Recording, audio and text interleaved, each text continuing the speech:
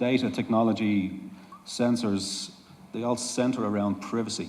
And looking then again, we have data access in Ireland, whether that's through Copernicus programs, the uses then of drones, and the application market then, that seems to be what the message is from Tim, and the focus for the GI community should be on that. And really, now we have this skills gap. So this is part of the business and jobs. From an international perspective, welcome to Ireland. You do business with the IFIs, the World Bank, the Africa Development Bank, partnering with international companies like Irish businesses that are here. We'll have a mix of public sector and private sector in this room, and academia and students too. So how would you see this relationship building with yourself and possibly somebody in the room here to maybe do some of that business? In Ghana, for instance, and in any African country, I think, yes, we have challenges, but I think we have to look beyond the challenges. And with the tools, the GI tools that are available now, how can we use that, to help our decision makers? But first and foremost, we need to sensitize these decision makers because they haven't traditionally been using GI tools in their decision-making processes. So these decision makers would have to be sensitized so that they can see the relevance, of making use of this to help them effectively and efficiently, make decisions. Claire, from your perspective, you've been looking around at the market now for the last while on behalf of ESA. What have you found?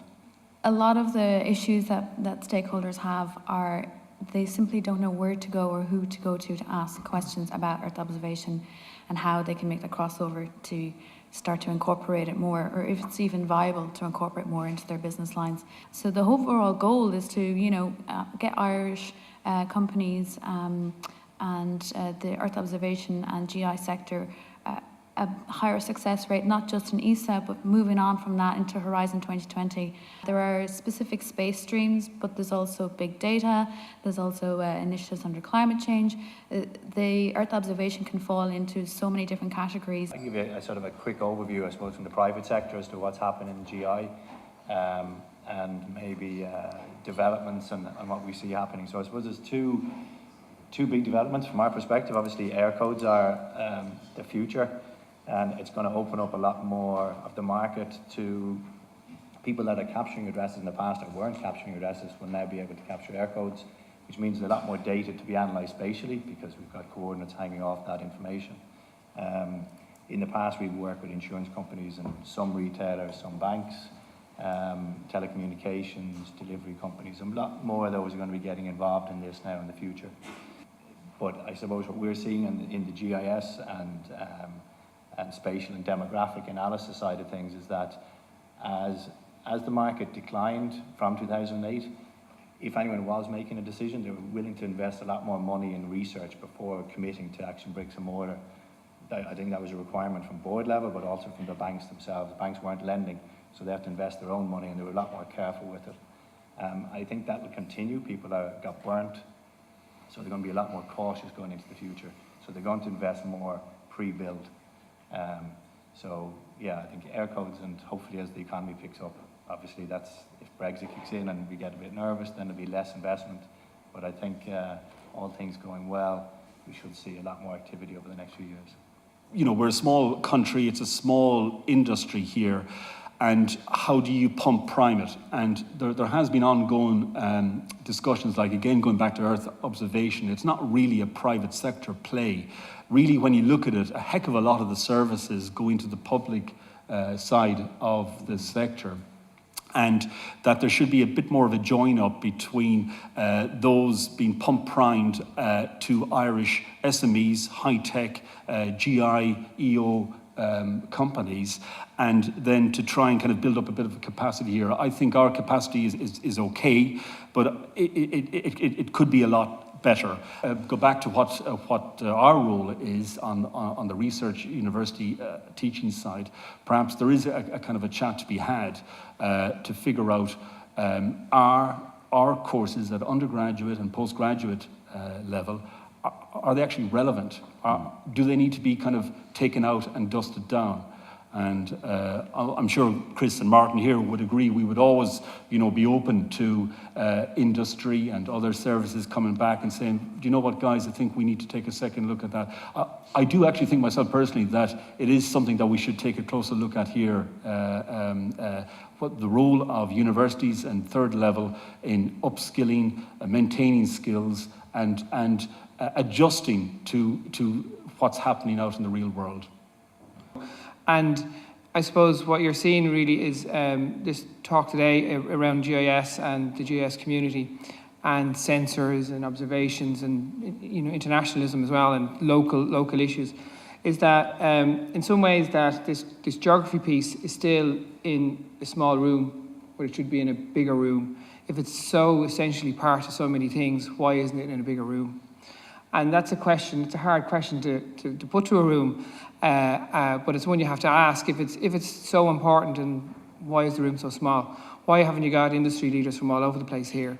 And that's the question you have to ask. What do we need to do to make that happen? Why aren't they seeing the importance of the information that we can generate and the service that can be provided on top of that? As Richard said, the retailers basically pulling out of doing any activity when the recession hit, and are slow to come back in. So how do we encourage them to understand? And I think for Irlogi, there's an educational role across industry here to be played in a wider aspect. And that will also, and that I think there's links. Enterprise Ireland was mentioned earlier on in terms of to get Irish companies to look at their skill sets and to look at how they can internationalise them and bring them forward and grow outside of Ireland. Okay. And the public sector has tended to be very skilled in using GIS and using the information that flows from that. Much more so, I think, and I don't know, maybe Richard, you won't agree with this, but much more so than generally a private industry. There's a few, the insurance industry is very good at using it for assessing insurance risk, but, limited after that. And there's an awful lot more scope to do than that. So I think, as I said in the presentation that I gave, there's this whole thing of arenas, and there's the idea that you need different skills, different approaches, and based on different geographies. We've seen a growth in digital marketing, and it's kind of hit and miss a little bit, to be honest.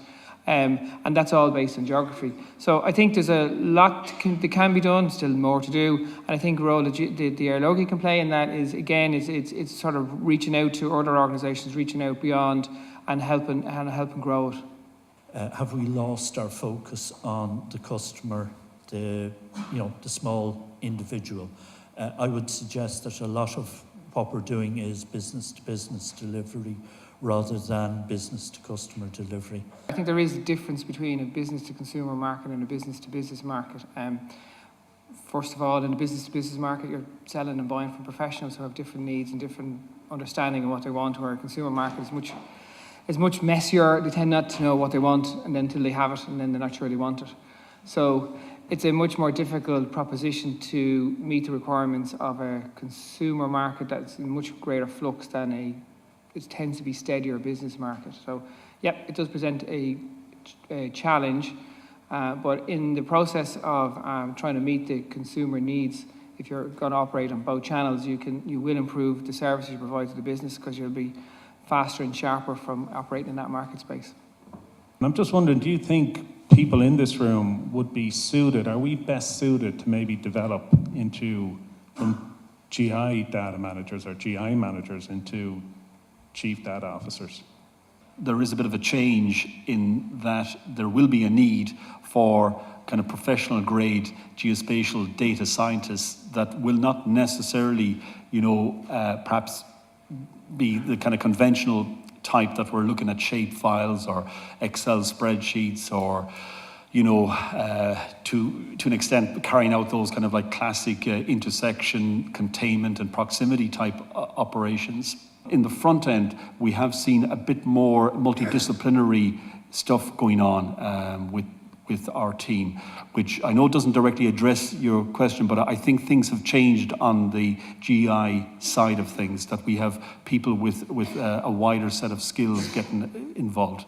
But look, it comes down to managing data essentially, and so you need to take a step back and see, has the organisation got the structures in place to manage the data it currently has? Can it regularly reproduce and publish stuff? Can it, is it updating on a regular basis? Can it maintain what it currently does? Sure, the big data tools can help you do that, but if you haven't got that system and cycle of processes in place to do that, that's where you really need to start. Not with new roles, not with new technology. Go back into your own processes in the organisation and make them work. I've been Eric Hardiman from Mallon Technology, so I'll be here for the day too. We'll be standing inside. There's a lot of other stands inside. Please go in and visit people and talk. Networking is one of the key things that you're going to pick up from today. So talk to the suppliers. They will tell you what's going on in the marketplace. And we're also the ones that go to conferences like this all over Europe. So come and talk to us. Thank you very much.